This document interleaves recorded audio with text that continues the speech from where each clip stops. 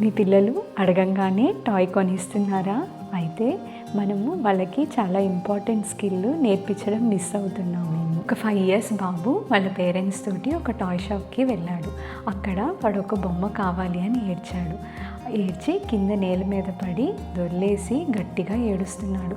చుట్టుపక్కల వాళ్ళందరూ చూస్తున్నారని పేరెంట్స్ కంగారు పడి త్వరగా బొమ్మ కొనిచ్చేశారు. వాడు ఏడుపు ఆపేశాడు. చుట్టుపక్కల వాళ్ళు కామ్ అయిపోయారు. అందరూ హ్యాపీ, ఇంటికి వెళ్ళిపోయారు. ఇంకొక పాప సేమ్ వాళ్ళ నాన్నతోటి షాప్కి వెళ్ళింది. అక్కడ వాళ్ళ నాన్న ఆ పాప బొమ్మ కావాలి అని అడిగితే అరవలేదు. నెమ్మదిగా పాపని దగ్గరికి తీసుకొని హగ్ చేసుకొని ఒక విషయం చెప్పాడు. అమ్మ, ఈరోజు బొమ్మ వద్దు, నీ బర్త్డేకి బొమ్మ కొనుక్కుందాం, కానీ మనీ సేవ్ చేసుకుందాం ఇంటికి వెళ్ళి అని చెప్పాడు.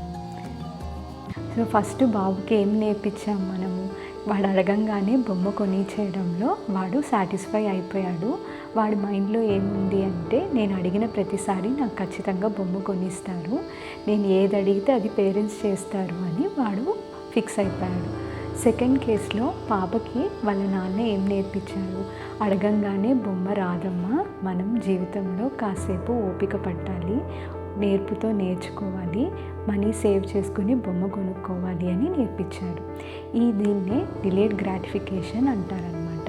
అడిగిన వెంటనే కొనివ్వకుండా వాళ్ళని కొంచెం వెయిట్ చేయించడం నేర్పిస్తే జీవితంలో ఓర్పుగా ఉండడం, ఓపిక పట్టడం, ఇలాంటివి సెల్ఫ్ రెగ్యులేషన్ చేసుకోవడం అన్నది పిల్లలకి మనం నేర్పించగలుగుతాం అన్నమాట. అడిగిన వెంటనే తీసివ్వకపోతే బ్యాడ్ పేరెంటింగ్ డెఫినెట్గా అవ్వదు.